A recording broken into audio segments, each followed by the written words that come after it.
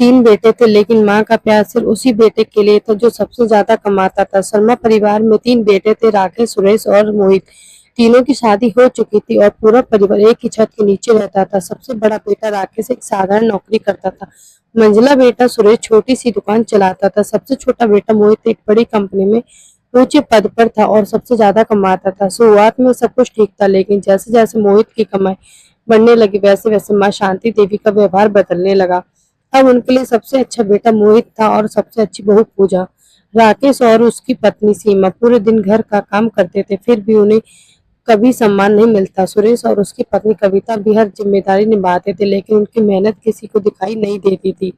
अगर पूजा देर तक सोती तो शांति देवी कहती, वो ऑफिस का काम करती है, उसे आराम करने दो। लेकिन अगर सीमा 5 मिनट देर से उठ जाती तो सास ताने देने लगती। आजकल की बहुओं को काम करना भी नहीं आता। घर में जो भी अच्छी चीजें आती सबसे पहले मोहित और पूजा के कमरे में जाती। नए कपड़े, मिठाइयाँ, महंगे फल, सब्जी सब उन्हीं के लिए होते। बाकी दोनों बहुओं को ये कहा जाता जो बच जाए वो खा लेना। त्योहार आया। शांति देवी ने पूजा को सोने का हार हार दिया। सीमा और कविता को सिर्फ एक एक साड़ी मिली। दोनों ने मुस्कुराकर स्वीकार कर लिया, लेकिन उनके दिल अंदर से ही अंदर टूट टूट गए। राकेश और सुरेश सब देखते रहे, मगर माँ की खुशी के लिए चुप रहे। समय बीतता गया। एक दिन मोहित की कंपनी अचानक बंद हो गई। उसकी नौकरी चली गई। कुछ ही महीनों में बैंक की बचत भी खत्म होने लगी थी। उसी समय राकेश और सुरेश ने अपनी मेहनत से अपना काम बढ़ा लिया था। अब घर का ज्यादातर खर्च वही दोनों उठा रहे थे, लेकिन उन्होंने कभी माँ को ये एहसास नहीं होने दिया कि अब हालत बदल चुके हैं।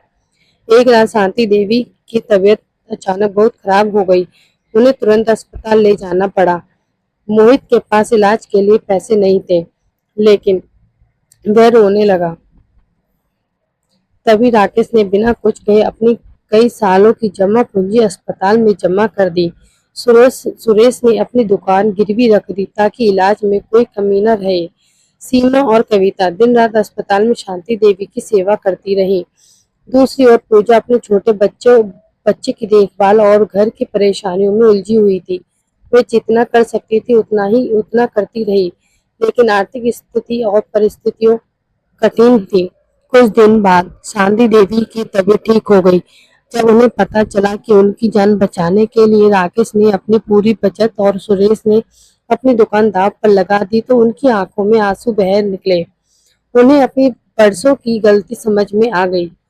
घर लौटते ही उन्होंने पूरे परिवार को बुलाया। वह सबसे पहले सीमा और कविता के पास गई।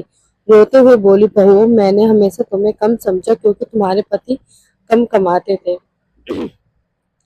आज समझ आया कि घर पैसों से नहीं, त्याग और अपनेपन से चलता है। फिर उन्होंने राकेश और सुरेश के पैर पकड़ लिए। दोनों बेटे घबरा गए और तुरंत माँ को उठाकर गले लगा लिए। मोहित भी रो पड़ा। उसने अपने बड़े भाइयों से कहा, भैया, मैं अब कमाई पर घमंड करने लगा था।